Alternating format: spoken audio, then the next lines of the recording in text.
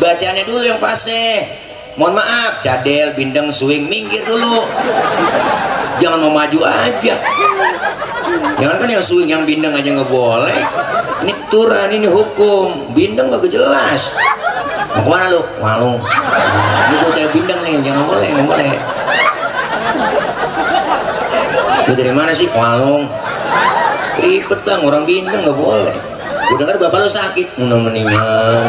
Innalillahi, una mendingan. Oh mendingan. Dengar kita meninggal.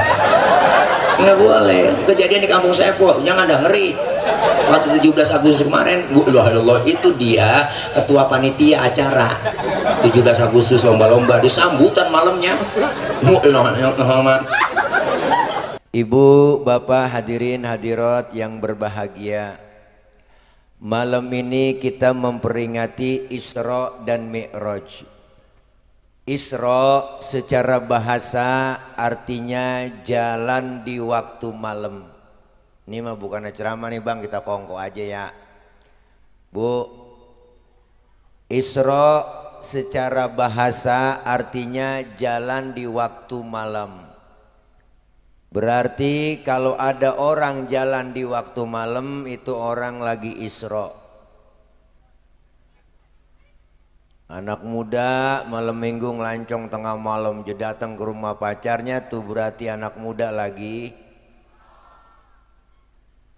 Empok berantem sama laki tengah malam gembol pakaian kabur dari rumah berarti empok itu lagi.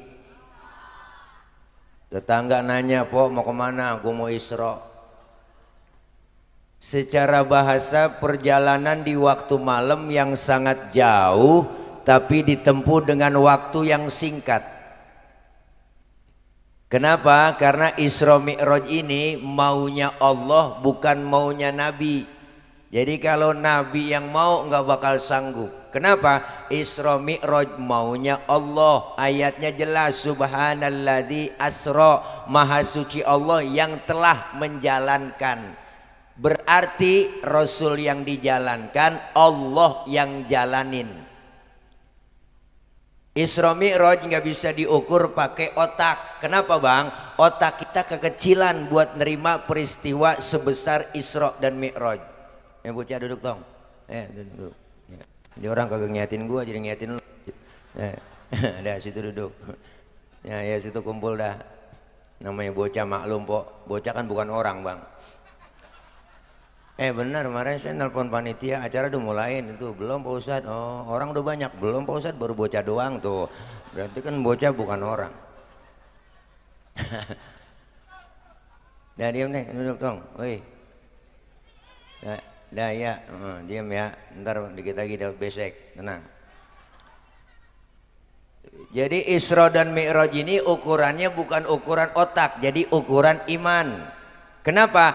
Kalau otak mah kekecilan bang, enggak nerima dah kalau otak mah. Nih kita main otak-otakan nih ya. Tuh bocah tuh berdua-duaan tuh. Tuh bocah berdua-duaan. Nah tuh jalan berdua. Ini bocah pasti ada emak ada bapaknya nih. Ada kan? Ada kan bang? Bocah lu punya emak mau bapak kan? Punya emak? Punya manggut kan? Ini bocah ada emaknya ada bapaknya pastinya. Kenapa? Emak bapak sebab anak akibat.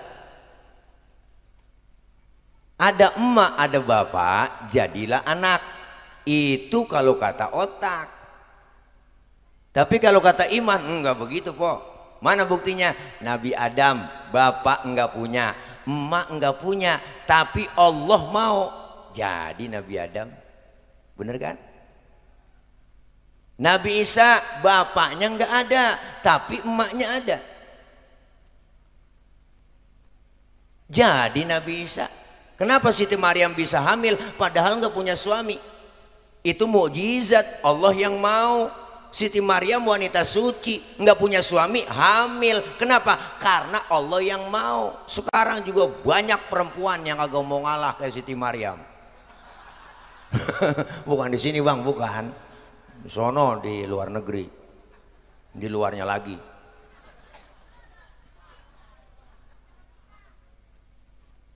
Jadi kalau ukuran otak nggak nyambung. Masjidil Haram, Masjidil Aqsa jalan normal bang. Itu jalan normal nih. Jalan normal itu naik onta 3 bulan baru nyampe. Itu pun ontanya udah onta PPIV.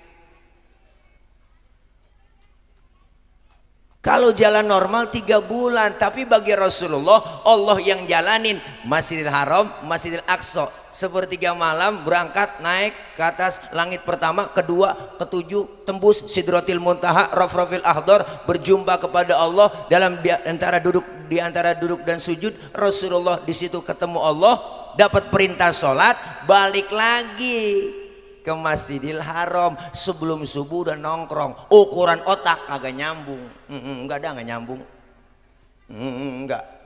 Enggak nyambung dah. Makanya Nabi pulang Isra Mi'raj kok bengong depan Masjidil Haram. Bengong aja bengong. Kalau apa bengongnya? Kalau gue ceritain sama sahabat nih jamaah, kira-kira percaya enggak ya? Ada datang rombongan kok. Rombongan siapa? Rombongan Abu Jahal, Abu Lahab tuh, abu-abu yang lain. Ditanya Rasulullah, Muhammad, dari mana ente? Habis Isra Mi'raj. Kemana? Isra Mi'raj dari Masjidil Haram ke Masjidil Aqsa, naik ke langit pertama, kedua, ketujuh, ketemu Allah, dapat perintah sholat. Sekarang udah nongkrong lagi di sini? Iya. Wow, Muhammad PA. Nih orang kafir ngomongnya nih. Ini rombongan Abu Jahal. Muhammad udah stres. Sekarang kalau emang lu ke langit pertama, kedua, tembus ketemu Tuhan kamu, sekarang tes. Angkat kakimu sebelah Muhammad. Diangkat sebelah. Bisa berdiri? Bisa. Nah, sebelah lagi angkat. Lah jatuh saya. Itu kata Rasul. Nah, begitu aja lu jatuh, apalagi sampai ke langit ketujuh ketemu Allah. Bohong. Begini rombongan kok. Abu Jahal ngadu nih, rombongan Abu Jahal sama Abu Lahab. Kemana? Ke Sayyidina Abu Bakar. Dia sampein tuh pesennya. Abu Bakar, temen lu noh Muhammad udah PA. Kenapa? Ente jangan sembarangan ngomong. Enggak, dia katanya habis Isra Mi'raj ketemu Allah, langit pertama ketujuh tembus, ketemu Allah, dapat perintah sholat. Siapa yang bilang? No, Muhammad. Apa kata Abu Bakar? Dengerin. Kalau memang Rasulullah yang ngomong, kalau memang Nabi Muhammad yang ngomong, saya Abu Bakar lebih dari itu percaya 1000%. Lu ngomong lagi, gua bacok batang leru. Walak bang. Makanya Abu Bakar dapat julukan As-Siddiq, yang membenarkan Rasulullah Isra dan Mi'raj. Pulang Isra Mi'raj dapat perintah sholat. Awalnya berapa? Ada riwayat menjelaskan 50 waktu. Nih, ini cerita nih bang. Pulang nih ceritanya Nabi pulang ceritanya nih. Udah ketemu Allah, Nabi pulang nih ceritanya nih. Po ceritanya nih. Iya, nyaut apa? Nyaut. Diajak kongkok begitu po. Pulang ketemu di jalanan sama Nabi Musa bang. Namanya sama-sama satu profesi, sama-sama satu profesi Nabi ya gitu ya. Kongkok deh berdua nih ceritanya. Ngerti kongkok? Ngobrol. Nabi Musa nanya, Muhammad dapat perintah apa dari Allah? Sholat Nabi Musa. Berapa? Gocap. Nabi Musa kaget po, godek. Yang bener mad. Ini kalau bahasa kita kaget banget dia sampai jingkat. Yang bener mat ilokan gocap. Bener Nabi Musa. Ilokan bahasa Mandarin kok. Ilokan gocap. Bener Nabi Musa. Bener. Apa kata Nabi Musa? Muhammad, umatmu gak bakal sanggup sholat 50 waktu. Kalau menurut gua mau balik aja minta diskon. Umatmu gak bakal sanggup. Umat tuh lain sama umat gua. Umat gua mah wow, tinggi-tinggi, kokor-kokor, badannya gemuk, minumnya susu, madu. Lah umat tuh gua liatin kurus-kurus, ceking-kecing, ceking-ceking, makannya genjer doang sama kangkung. Gak bakal sanggup sholat 50 waktu. Balik minta diskon. Nabi disuruh balik sama Nabi Musa, dikasih tawaran balik. Bener Rasulullah menghadap Allah, dikurangin 5, tinggal 45. Pulang ketemu lagi. Berapa Muhammad? 45 Nabi Musa. Kebanyakan masih balik lagi. Mondar mandir bu. Akhirnya tinggal 5. Udah tinggal 5, di jalanan masih ketemu sama Nabi Musa, dicegat. Gue liatin udah dapat berapa ritmat lu. Ini gue liatin berapa udah susahnya. Tinggal 5 Nabi Musa. Kebanyakan 5, kebanyakan. Kata gua kebanyakan. Balik. Minta kortik. Apa kata Rasulullah? Nabi Musa, kalau gue balik lagi, emang muka gue mau ke tembok. Lo gue malu, udah dari gocap sampai tinggal gotun. Begitu kira-kira po. Biarin dah 5 gue rawatin, gue bawa pulang tuh. Po, jangankan yang 50, yang 5 aja kadang. Johor kena, asar terlepas.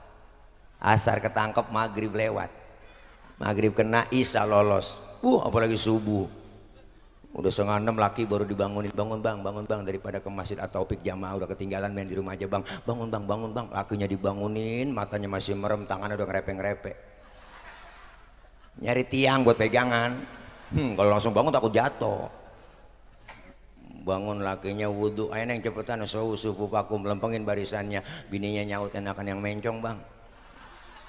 Jangan pakai nyaut udah po, udah 5:30. Lakinya baca Fatihah, Allahu Akbar, bismillahirrahmanirrahim, alhamdulillahirabbil alamin, arrahmanirrahim, maliki yaumiddin, iyyaka na'budu wa iyyaka nasta'in, ihdinas siratal mustaqim, siratal ladzina an'amta 'alaihim, ghairil maghdubi 'alaihim waladdallin. Bininya nyamber, amin. Udah 5:30. Fatihahnya cepet, aminnya cepet. Lakinya habis baca Fatihah, baca surah bismillahirrahmanirrahim, Yasin. Bini dalam hati ngomong, buset, besiang Yasin, PA kali. Lakinya ingat waktu ngaji di Masjid At-Taufik, kata gurunya kalau dalam sholat habis baca Fatihah, baca surahnya 1 ayat doang, sah. Dipraktekin sama lakinya, Yasin, Allahu Akbar. Bininya ngomong, gue kira dibaca semua. Sembayang jangan gerendeng aja. Ini Masjid At-Taufik cakep, gede, baru 3 bulan katanya jadi. Tadi ketua DKM ngomong ya, katanya baru 3 bulan, bener kan ya? Cakep, keren, saya yakin ya sholat jamaahnya penuh. Terutama subuh. Saya tahu saya subuh sering lewat sini. Bu, kalau udah 3:30 lewat sini udah nggak bisa masuk ke masjid. Masih dikokot, masih dikunci. Ya Allah, ayo biarin tetangga baru doyan ke masjid bang, jangan dikata apa-apa, orang baru doyan antepin. Jangan usil mulut, tumben bang ke masjid, besok aja kabur. Biarin orang baru belajar, lambat-lambat dikit nggak masalah. Orang sholat baru belajar, zohor 5:30 boleh.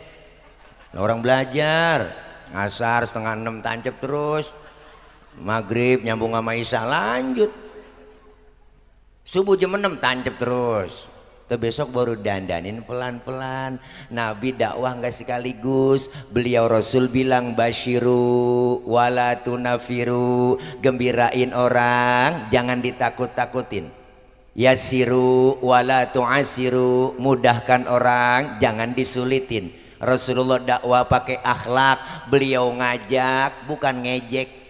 Rasulullah ngerangkul bukan memukul. Rasulullah pakai argumen bukan pakai sentimen. Makanya kita selesai Isra Mi'raj ini ya Bu, Isra artinya jalan, jalan tentunya maju, Mi'raj artinya naik, naik udah pasti ke atas. Kelar Isra Mi'raj malam ini di Masjid At-Taufik, ibadah kita lebih maju dan meningkat lagi. Apalagi kita udah masuk bulan Rajab ini Ibu, Bu. Rajab itu bulannya Allah. Rajab Syahrullahil Asam, bulan Allah yang tuli. Artinya nggak mau dengar ada pertengkaran, permusuhan, perselisihan di antara kita. Maka Rajab ini bulan perdamaian. Litat hiril badan, dalam rangka mensucikan badan kita. Kenapa? Ini bulan Rajab, bulan yang dimuliakan Allah. Apa yang mesti kita perbanyak bulan Rajab ini? Pertama, banyakin istighfar. Ustadz, istighfar apaan sih? Memohon ampun. Mohon ampun kemana? Kepada Allah. Ustadz, bacaannya apaan sih istighfar? Banyak, macem-macem. Ada istighfar Nabi Adam, Rabbana zolamna anfusana wa illam taghfir lana wa tarhamna lanakunanna minal. Ustadz kepanjangan saya kagak hafal. Ada istighfar yang lain. Ada istighfarnya Nabi Yunus, la ilaha illa anta subhanaka inni kuntu minal Masih kepanjangan Pak Ustadz, yang ngapalinnya rada ribet. Ya udah, istighfar yang biasa kita baca selesai sholat. Astaghfirullahaladzim wa atubu ilaih min jami'il ma'asi wal dhunubi wa taubata wal maghfirah. Ustadz itu mah kepanjangan lagi, orang minta yang pendek. Ya udah, istighfar yang biasa aja. Astaghfirullahaladzim, astaghfirullahaladzim, astaghfirullahaladzim. Ada yang pendekan lagi Ustadz? Ada. Astagfirullah, astagfirullah, astagfirullah, astagfirullah. Kalau nggak bisa juga berhenti jadi orang Islam. Banyak istighfar, Bu.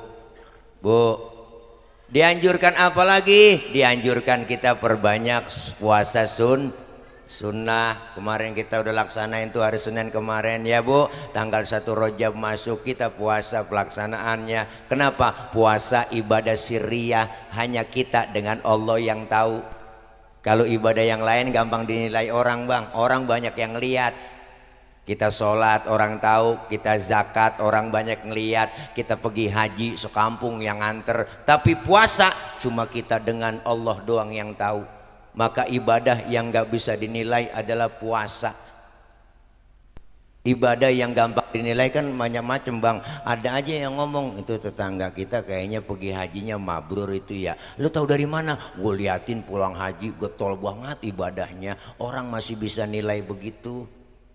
Tuh katanya kayaknya RT sedekahnya berani banget ya. Lu tahu dari mana? Kelihatan. Lu kalau ngeluarin sedekah duit gede-gede banget, banyak jumlahnya. Orang masih bisa nilai begitu. Teman kita kayaknya sembayangnya khusyuk ya. Lu tahu dari mana? Gue liatin sujudnya lama banget. Ada orang nilai begitu. Tapi puasa nggak ada yang bisa nilai orang lain, hanya Allah yang tahu. Nggak ada teman kita ngomong, gue dengerin, gue liatin tuh RT puasanya mantep banget ya. Lu tahu dari mana? Gue liatin beludah mulu. Wah, biar ludahnya seember belum tentu mantep. Kenapa? Puasa itu hanya kita dengan Allah. Puasa menahan hawa nafsu, bukan ngilangin nafsu, tapi nahan hawa nafsu. Waktunya belum, jangan. Tempe halal, halalnya emang kapan tuh halal tempe? Ntar maghrib, begitu kan. Siang hari itu tempe jadi haram. Kenapa? Belum waktunya. Apalagi besok nih 2 bulan lagi po, 50 hari lagi kita puasa kan, ini dikit lagi po. Puasa pertama kalau udah kagak biasa rada oleng.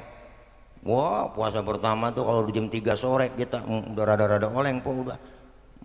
Bener, kita ke dapur ngelihat sunlight mirip banget sirup marjan. Udah bererengan mata. Ada kecoa di pinggiran pintu. Wah, elok kaget kita kirain korma. Itu menahan hawa nafsu. Es buah halal, halalnya habis maghrib. Teh manis halal, susu halal, kapan? Habis maghrib. Termasuk bini sendiri halal bang sebenarnya, habis terawih yang enak. Habis maghrib cuma celam doang bung. Habis maghrib nafsu banget kita. Habis terawih lamaan dikit. Kalau habis maghrib assalamualaikum doang.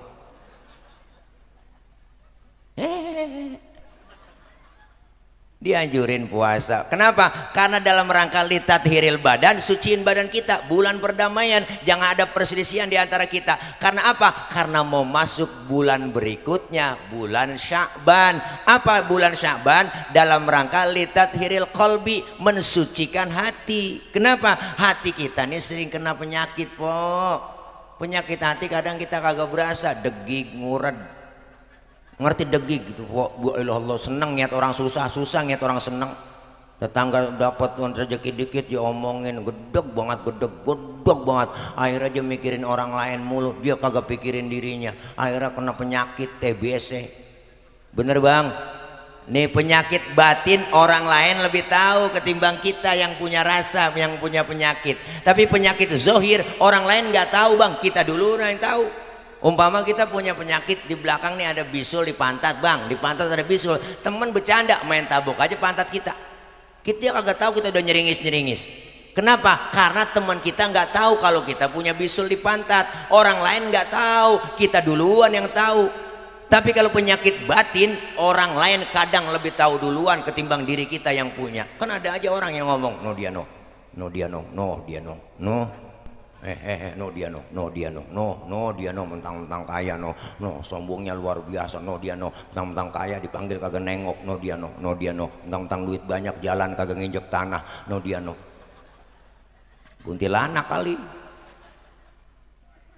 Dibersihin hati kita, kenapa? Karena mau masuk bulan berikutnya, bulan Ramadan. Dalam rangka apa? Litathiri ruh, mensucikan ruh kita, jiwa dibersihin. Makanya orang persiapan dapat Idul Fitri 3 bulan, Rajab, Sya'ban, Ramadan. Rajab badan bersih, Sya'ban hati bersih, Ramadan jiwa kita bersih. Nanti keluar Ramadan kita dapat titel Idul Fitri, kembali kepada kesucian. Makanya suci bersih lahir dan batin.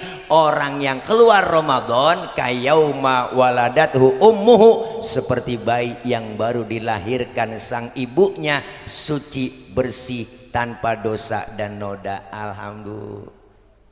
Makanya tuh kita bang, kalau udah Ramadan kelar, kita Idul Fitri, kembali ke sucian, bersih dosa kita sama Allah, kita lebur bulan Ramadan. Sebelum masuk Ramadan kita maaf-maafan, nih bulan Rajab kita maaf-maafan, bulan perdamaian. Masuk bulan Sya'ban hati bersih, jaga hati kita. Keluar Ramadan bersih tuh kita, lahir batin. Makanya kayak bayi, bayi itu kenal bayi kan po ya? Bayi tahu kan? Orok. Makanya bayi kita cium kapan aja enak bang. Orang gak ada dosanya. Siang, malam, sore, tengah hari, mulutnya kita cium masih wangi. Udah bayi. Coba tengah hari nyium aki-aki, loh buat tembakau. Makanya bayi kagak ada dosanya tuh, rezekinya lancar banget po. Allah kasih, ada yang datang nengokin tetangga, ada yang bawain babysit, ada yang bawain bedak Kasen, bedak Johnson, ada yang bawain anduk kecil, ada yang bawain ayunan, ada yang bawain angkin, ada yang bawain rengginang. Padahal bayi belum ada giginya. Tuh, rengginang daripada nganggur, yang makan siapa? Emaknya. Tuh hebatnya bayi. Kenapa emak bisa makan rengginang? Karena keberkahan bayi yang belum punya dosa gigi. Bocah. Makanya dengerin kalau ngomong, lu canda mulu sih. Lu capek ceramah kalau ngulang-ulang lagi. Kan tadi gue bilangin, bayi kagak ada dosanya. Makanya orang gak ada dosanya itu bayi, rezekinya lancar. Ada yang bawain ini, bawain itu, ada yang bawain rengginang. Dimakan sama emaknya tuh rengginang. Emak berkah banget tuh. Berkah dari mana? Karena bayi yang belum punya gigi. Tadi dosa udah duluan po, sekarang gigi yang kedua. Ya dah gigi sama dosa gitu dah. Lu sih bocah mula-muanya ngomongin gigi. Ntar kita duduk udah situ, lu mau ngapain sih? Duduk situ, ntar gue hadiahin lato-lato mau. Hati-hati sekarang banyak nih po penculikan bapak-bapak tua. Lagi marak, tadi kan anak-anak udah biasa nih, bapak-bapak tua yang udah nggak produktif diculik ntar tuh, yang diambil bijinya doang. Buat lato-lato. Ya Allah Pak. Lah kalau lato-lato bunyinya bagaimana kalau lato-lato biji gituan ya? Pletok atu-atu kali. Ya biarin po, namanya juga jangan salahin saya, salahin panitia. Ngapa ngundang ustadz yang model begini? Ustadz PA diundang. Ya Allah, makanya kita butuh nih bulan Rajab ini apa? Keseimbangan. Supaya apa? Ibadah mahdoh dapat, ibadah ghairu mahdoh dapat. Kumpul begini. Apa yang kita ambil dari peristiwa Isra Mi'raj tentang sholat? Nih masjid kita. Pertama, sholat banyak pendidikan buat kita bang. Pelajaran yang mesti kita terapkan dalam kehidupan kita. Apa yang kita ambil? Pertama, sholat ngajarin kita disiplin. Disiplin apa? Disiplin waktu. Kalau belum waktunya, dah jangan sholat. Bener kan? Ustaz saya mau sembahyang Zohor kan jam 10 pagi, PA. Nggak belum waktunya. Disiplin waktu, zuhur 4 rakaat 4 laksanain. Pak Ustaz saya tambahin 2 ya biar 6 biar pahalanya banyak. PA emang 4 ya 4, asar ya 4, bener Bu, kecuali kita ada berpergian jauh dalam keadaan musafir, boleh kita qosor, boleh kita jamak. Tuh keringanan dari hukum agama kita, hebatnya Islam. Maka puasa itu diajarkan disiplin makan minum, sholat diajarkan disiplin waktu. Disiplin kita kadang-kadang masih aneh nih Po, masih ditongkrongin. Kayak anak muda tengah malam Bang, anak muda naik motor ngetrek kencang banget, lampu merah nyodok terus, di depan diberhentiin sama polisi, prit berhenti. Siapa? STNK? Punya Pak. SIM? Ada Pak. Tahu lampu merah? Ya tahu Pak. Kenapa jalan terus? Saya kagak tahu, ada bapak. Ini disiplin ini masih ditongkrongin Bang, enteng banget. Saya kagak tahu, ada bapak. Nih jangan sampai disiplin kita ini berantakan. Kenapa? Karena ibadah kita muaranya semua disiplin Bang. Rukun Islam ngajarin disiplin semua tuh. Syahadat, disiplin akidah. Asyhadu alla ilaha illallah wa asyhadu anna Muhammadar Rasulullah. Saya bersaksi tiada Tuhan selain Allah dan saya bersaksi Nabi Muhammad adalah utusan Allah. Harga mati Nabi terakhir, titik. Tidak ada lagi Nabi dan Rasul terakhir kecuali Nabi kita Muhammad. Kalau ada yang ngaku Nabi setelah Nabi Muhammad, kita wajib kagak percaya. Pak Ustadz itu yang aku Nabi jenggotnya sedada, bodo amat. Mau udang-udangnya kayak ban es pakai, mau sorbannya nyengser, mau jubahnya kayak Batman, kalau dia ngaku Nabi wajib tidak percaya. Disiplin akidah. Ini kan disiplin akidah kita udah acak-acakan Bang. Emang banyak aja di Indonesia mah, negara kita negara pasar cakep, apaan aja masuk ke Indonesia laku, sampai aliran aneh banyak yang ngikutin. Bener, ada aliran baru, ada aja yang ngikut. Saya heran. Berapa kali dikibulin kita, nabi palsu, polisi palsu, malaikat palsu, ustadz palsu, dokter palsu, makanan palsu, beras palsu. Banyak nabi palsu, udah banyak gentayangan, banyak berita udah di mana-mana. Dari mulai Ahmad Musodek ngaku nabi dari Bogor. Ahmad Musodek itu mantan pelatih badminton Bang. Dia ngaku nabi dapat wahyu di Gunung Sindur.